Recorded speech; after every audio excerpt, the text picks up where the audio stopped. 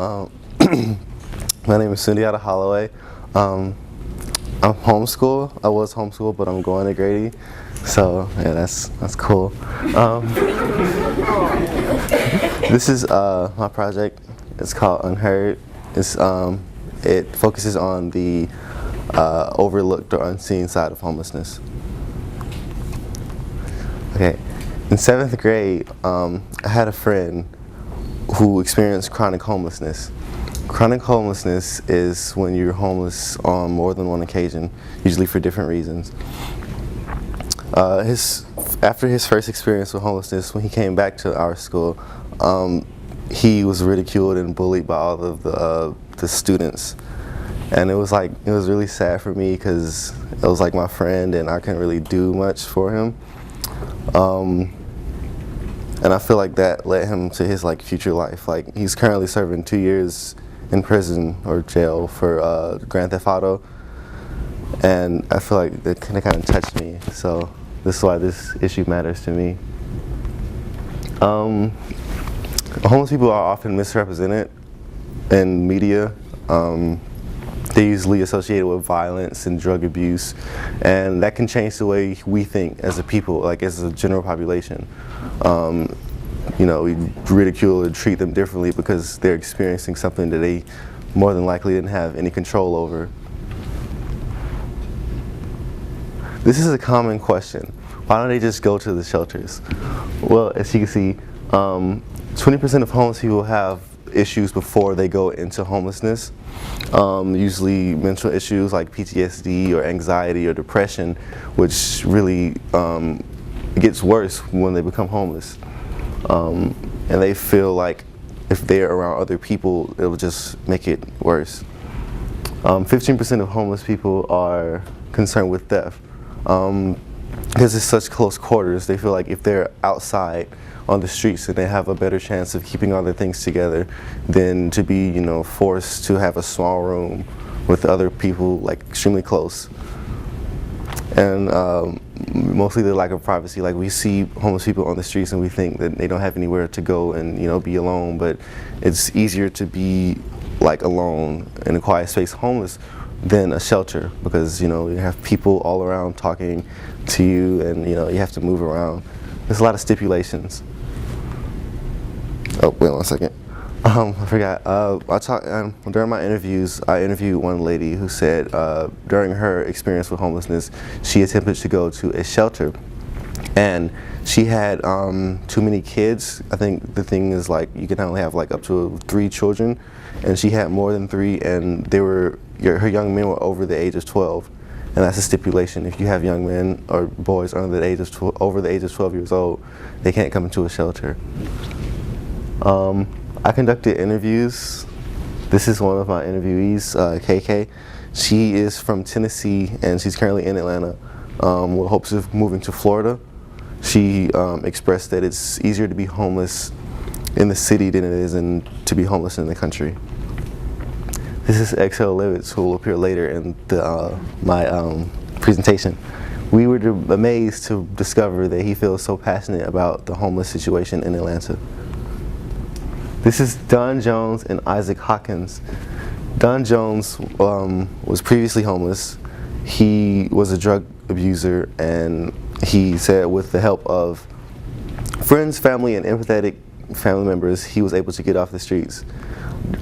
Isaac Hawkins didn't really tell us a lot about his situation, only that he's still homeless and working towards being unhomeless. Okay, this is my plan. I plan to raise awareness through videos and social media, along with getting more involved in the community as a whole. That includes volunteering and public speaking. I wanted to talk about this. This is Love Luna boxes. My mom in the green shirt, she's working on them. They're basically care packages that we'll donate to the homeless around Christmas time to make their Christmas a little bit easier. Just go to her after this and to donate. And I want you to ask yourself this question. Just think about it. How can you make a difference? Okay. Oh, wait.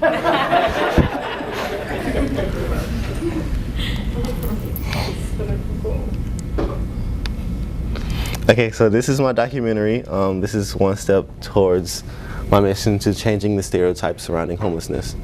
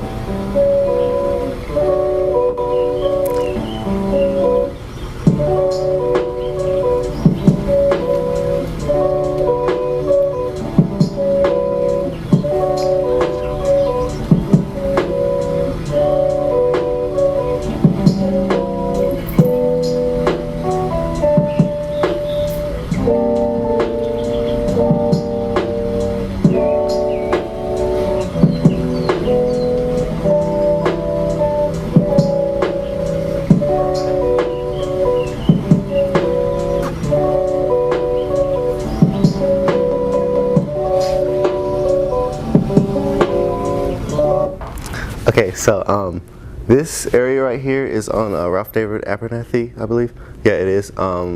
These are new homes that were erected within the last couple years. Before here, there was my grandfather's clubhouse for his biker club, and I spent a lot of time there as a child, and it meant a lot to me. And like we drove past there, I think last year, and it was kind of like, you know, just sad to realize that all of it was gone to build these new houses.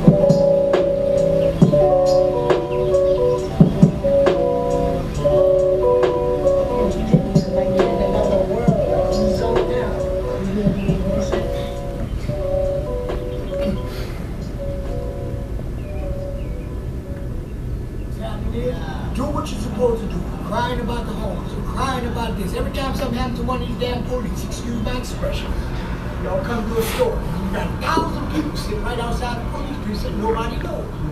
Something has to be done. Pick them up when it's about to freeze. Pick them up when it's about to snow. Pick them up when it's about to flood. Pick them up. These are citizens who was born here, raised here, and so on. You can't, and then an urban camping law, that is an obsolete law and it should be taken off the books. You're using it to violate the law.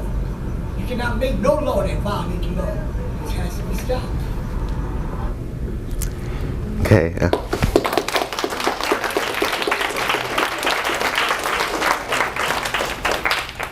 Any questions?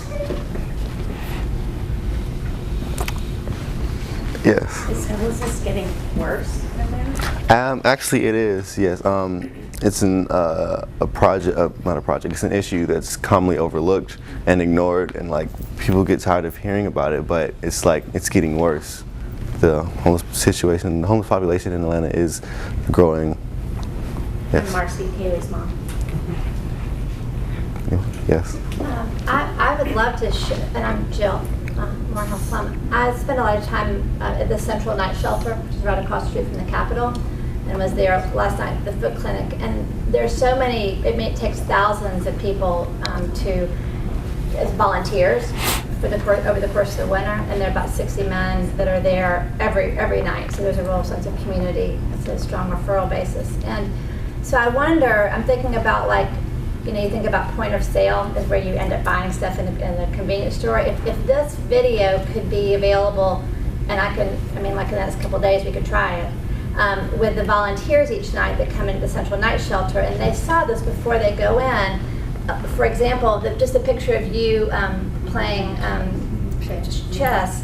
There's a real emphasis at the night shelter on everyone sitting down to eat together, the sharing of stories and conversation, and sometimes it happens and sometimes it doesn't because it's a big operation. But just showing this video, I think, would make people have much more imagination about the folks that they're going to meet if they're new at the shelter, and give them some models in a pretty indirect way that might invite them to more conversation.